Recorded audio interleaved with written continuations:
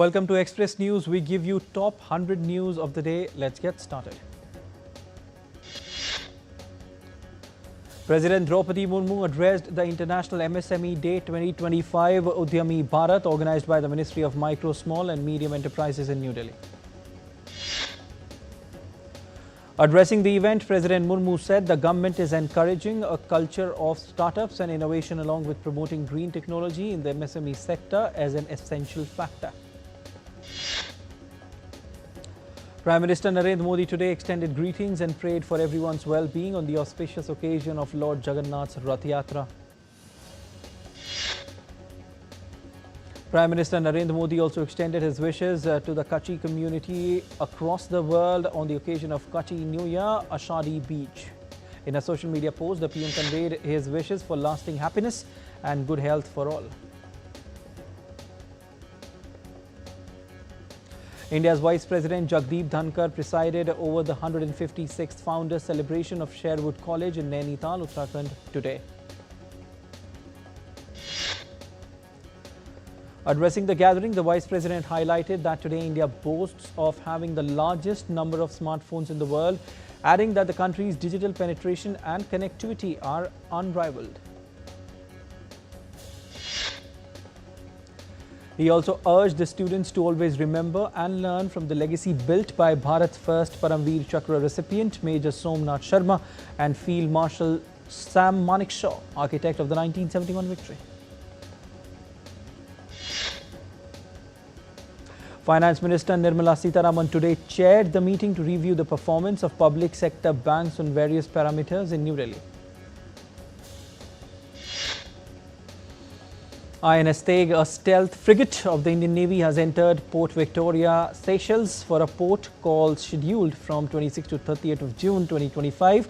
The visit aims to bolster maritime security cooperation between India and Seychelles. The Election Commission of India has started proceedings for the delisting of 345 registered unrecognized political parties across the country. These parties have failed to contest a single election since 2019. India's Minister for Coal and Mines G. Kishan Reddy and Chief Minister of Assam Himanta Biswa Sarma attended the second Northeast Mining Ministers Conclave held in Guwahati. The event focused on boosting mineral development, investment opportunities and infrastructure enhancement in the mineral-rich northeastern region. Delhi Chief Minister Rekha Gupta flagged off 100 new orange-coloured Devi electric buses and inaugurated the newly built Sector A9 depot in Narela, calling it a step towards cleaner public transport for the capital. During the event, CM said that the goal is to bring transition in Delhi's public transport system to an electric mode, eventually bringing the system back on track.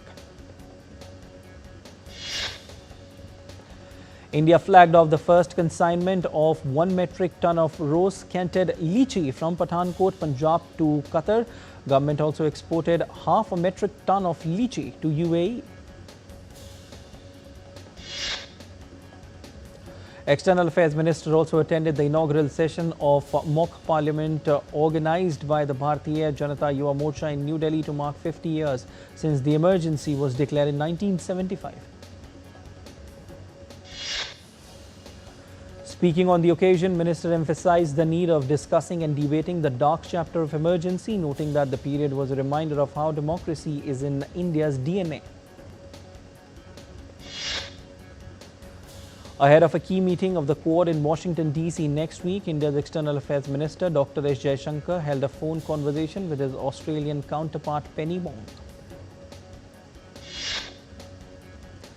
External Affairs Minister also held a phone conversation with Qatari Prime Minister and Foreign Minister Mohammed bin Abdul Rahman Al Thani. Leaders discussed bilateral agenda.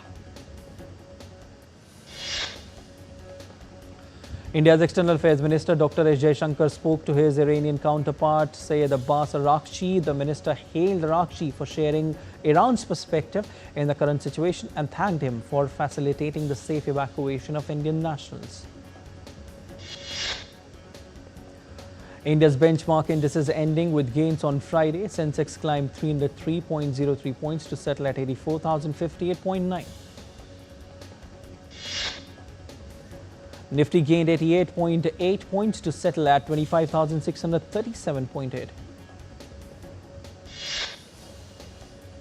Gold prices in India witnessed a decline. Gold futures maturing on August 5 were priced at Rs 95,727 per 10 grams on the multi-commodity exchange. Silver futures for July 4 maturity stood at Rs 1,04,626 per kilograms on the MCX. Global oil benchmark Brent crude futures was up 50 cents at $67.22 per barrel, while the US West Texas Intermediate crude rose 59 cents to $65.81. Wall Street closed higher, nudging the S&P 500 and the Nasdaq nearer to record closing highs as the Israel-Iran ceasefire continued to hold. The S&P 500 gained 48.86 points to end at 6,141.02, while the Nasdaq Composite gained 194.36 points to end at 20,167.91. The Dow Jones rose 404.41 points. American tech company Apple has announced changes to its App Store rules and fees in the European Union following orders from the EU's antitrust regulators. Under the new rules, Apple will charge developers a 20% fee for transactions made through the App Store. In Bolivia, a burgeoning cryptocurrency scene is emerging amidst economic changes, with crypto ATMs and businesses accepting Bitcoin becoming more common. Defence Minister Rajnath Singh held a bilateral meeting with his Chinese counterpart Admiral Dong Jun on the sidelines of Shanghai Cooperation Organization Defence Ministers meeting in Qingdao, China. The meeting held on Thursday focused on maintaining peace and tranquility along the Indo-China border. Minister Singh acknowledged the work being undertaken by both sides to bring back normalcy in the bilateral relations. Defence Minister also stressed on border management and to have a permanent solution of border demarcation by rejuvenating the established mechanism on the issue. The two ministers agreed to continue consultations at various levels to achieve progress on disengagement, de-escalation, while appreciating the resumption of the Kailash Mansarovar Yatra after almost 6 years. Defence Minister Rajnath Singh presented a Madhubani painting from Bihar to his Chinese counterpart during their meeting. Iran's Foreign Minister Abbas Araghchi has denied any meeting with the United States on nuclear talks next week and accused Washington of exaggerating the impact of US strikes. In an interview on state TV, Araghchi said that the possibility of restarting talks would depend on whether Tehran's national interests were protected. European Union leaders met in Brussels on Thursday to review fresh US proposals for a potential trade deal as July 9 deadline approaches. European Commission President Ursula von der Leyen confirmed that the EU had received a new draft from the US and was still evaluating it. German Chancellor Friedrich Merz advocated for a quick and simple agreement, warning against unnecessary delays. British Prime Minister Keir Starmer has scaled back planned welfare cuts after a major rebellion by Labour lawmakers. They argued that the reforms lacked support for disabled people. Russia's defense ministry said on Friday that its troops have captured the village of Nova Kruhyalkivka in Ukraine's eastern Kharkiv region. Ukraine claims that a recent Russian missile attack killed 3 people and wounded at least 14 in the city of Samar. It is said to be the second Russian missile attack in the last 3 days on the industrial city in central Ukraine. Russia's foreign ministry summoned the German ambassador on Friday to announce retaliatory measures against the persecution of Russian journalists working in Germany.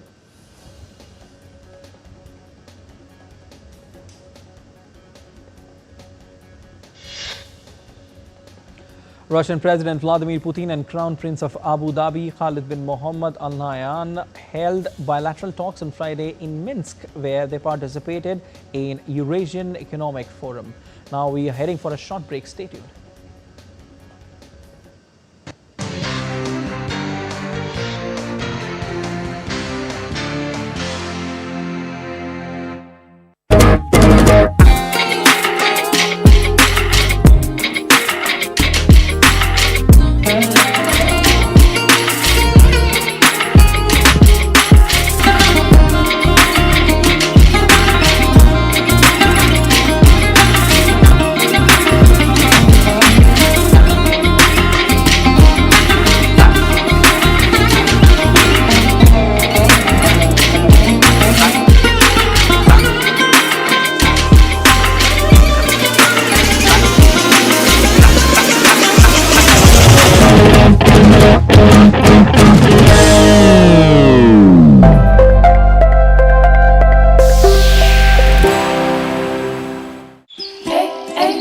One of India's newest states, one of India's oldest lands, Jharkhand is a hidden treasure house of many wonders, from quaint towns to prehistoric rock art.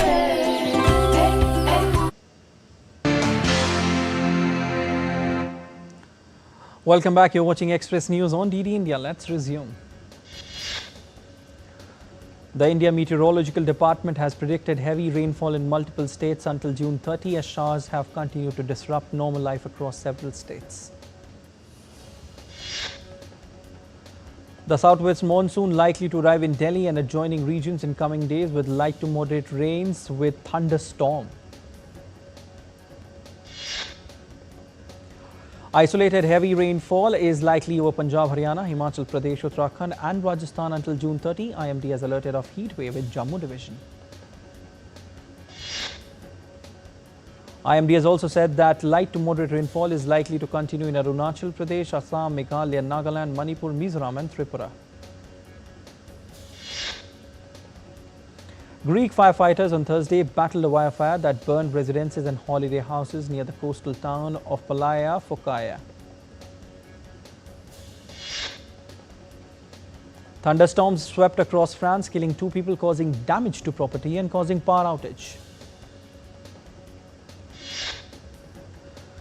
The French Parliament briefly suspended its sitting during a debate on the Middle East as water leaked into the chamber during violent storms. Intense rains in Venezuela have led to flooding and landslides, causing the collapse of a bridge on a highway and severely affecting 5 states. Venezuela government authorities stated that they have activated a special response plan providing medical care, food and supplies to over 640 families. The death toll from a recent landslide near the Colombian city of Medellin has risen to 16, with the search continuing for more missing. The Jagannath Rath Yatra begins today in Puri in the eastern Indian state of Odisha. It is a vibrant Hindu festival that draws devotees from across the world.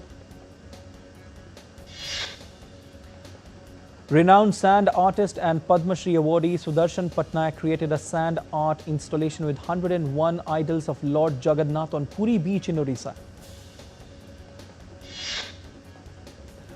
Vibrant celebrations filled Digha's Jagannath temple in the Indian state of West Bengal as devotees joined the Jagannath Rath Yatra. Delhi Chief Minister Rekha Gupta attended the vibrant Jagannath Rath Yatra at Sri Jagannath Temple in the Haus Khas area. Sacred prayers were performed at Sri Jagannath Mandir in Delhi's Tyagraj Nagar as the Jagannath Rath Yatra begins today. Annual Rath Yatra of Lord Jagannath began in Ahmedabad in the state of Gujarat with tight security arrangements. Home Minister Amit Shah performed Mangal Aarti at Sri Jagannath Temple. Gujarat Chief Minister Bhupendra Patel joined others to pull the chariot at Sri Jagannath Ji Mandir, Ahmedabad, as the 148th Rath Yatra of Lord Jagannath begins today. A memorial to honour Queen Elizabeth in London's St James Park is set to feature a statue of Britain's longest reigning monarch on horseback with her husband Prince Philip and a glass bridge. Nigerian artist Adebayo Seyon has captivated audiences worldwide by transforming speed portrait painting into a live art performance, blending creativity and showmanship. Lobster sculptures by British pop artist Philip Colbert are changing the face of a famous English stately home. Displays will remain in place until July 6 as part of annual Summerfest. The London auction house Christie's is holding its annual Classic Week, showcasing art and objects spanning millennia from antiquities to the 21st century. A Union Jack flag flown from the HMS Partiet during the Battle of Trafalgar is being offered for sale at Christie's, with a price estimated of £500,000 to £800,000. A Jeff Bezos lookalike in Venice has been surprising tourists and locals as he walked in the streets of city in which the wedding extravaganza is expected to begin. Queen Rania of Jordan and seven-time Super Bowl winning quarterback Tom Brady arrived in Venice for the wedding festivities of Amazon founder Jeff Bezos. Jonathan Romy, the actor who plays Jesus on the hit biblical series The Chosen, met the new Pope, Pope Leo XIV, and the Vatican. One of the iconic films of Indian actress Rekha Umrao Jan has finally been re-released in theatres today across India. The pre-release event, which took place in Mumbai. In fact, it took place in Mumbai. Indian film actor Kunal Khemu is set to play the Indian counterpart of Andy Samberg's beloved character Detective Jake Peralta in the Indian remake of American sitcom Brooklyn Nine-Nine. The Academy of Motion Picture Arts and Sciences, the body behind the Oscars, has invited 534 new individuals to become members. The Grammy winner, singer and songwriter Lorde is back with her new album Virgin, the New Zealand superstar's first album in nearly 4 years. The American rapper turned actor 50 Cent has joined the cast of Street Fighter feature adaptation of the classic Capcom video game. The staging area for London's iconic British Summertime Hyde Park Festival saw a flurry of activity ahead of its opening weekend. Also among the performers at the Hyde Park Festival this year are Stevie Wonder, Noah Kahan and country music singer Zach Bryan. Hollywood actors Joaquin Phoenix and Emma Stone turned out at the Directors Guild of America to premiere director Ari Aster's latest film, Eddington. Set for July 18 release in US cinemas, stars Phoenix as a downbeat sheriff who decides to stand against the town's mayor, played by Pedro Pascal. Ari Aster, who directed such films as Hereditary and Midsommar, has said that Eddington is a movie about people living in the internet and living in different realities. Several key players made their comeback as New Zealand announced a 15-member squad for next month's T20I Tri-Series featuring South Africa and hosts Zimbabwe. West Indies pacer Jaden has been handed a 15% fine of his match fee for a code of conduct breach during the first test against Australia. Liverpool have signed left-back Milos Kerkez from Bournemouth. The 21-year-old has signed a 5-year contract with the Reds. Cristiano Ronaldo is set to continue his journey with Saudi Arabian club Al Nassr for another 2 years after signing one of the most lucrative contracts with the club. With just one match day left of the group stages, most clubs are preparing for the knockout rounds of the inaugural FIFA Club World Cup. Messi's Inter Miami will have to dig deep as they will face Champions League winners PSG in round of 16 on Sunday. Manchester City thrashed Juventus 5-2 in deciding match of the Club World Cup's Group G on Thursday. Real Madrid secured a 3-0 victory over RB Salzburg to seal top spot in Group H and advance to the round of 16. The Indian women's hockey team will face Asian rivals China and hope to end their losing streak in the FIH Hockey Pro League in Berlin. India scripted history at the Asian Squash Doubles Championships in Kuala Lumpur, securing top podium finish in all three categories: men's, women's and mixed doubles. The top-seeded men's pair of Abhay Singh and Velavan Senthil Kumar beat Noor Zaman and Nasser Iqbal in the summit clash. In the women's doubles finals, second seeds Joshna Chinappa and Anahat Singh outplayed Malaysia's Aina Amani and Yi Xin Ying to win the title clash. The top-seeded mixed doubles pair of Abhay and Anahat made it clean sweep of titles for India as they beat Malaysia's Rachel Arnold and Amishan Raj Chandran. Young Indian shuttlers Ayush Shetty and Tanvi Sharma advanced to the quarterfinals of 2025 US Open Super 300 tournament. India's frontline cleanliness warriors will take centre stage in the upcoming edition of the nationwide Fit India Sundays on Cycle campaign on June 29. Well, that's it in Express News. News and updates will continue. You stay tuned to DD India.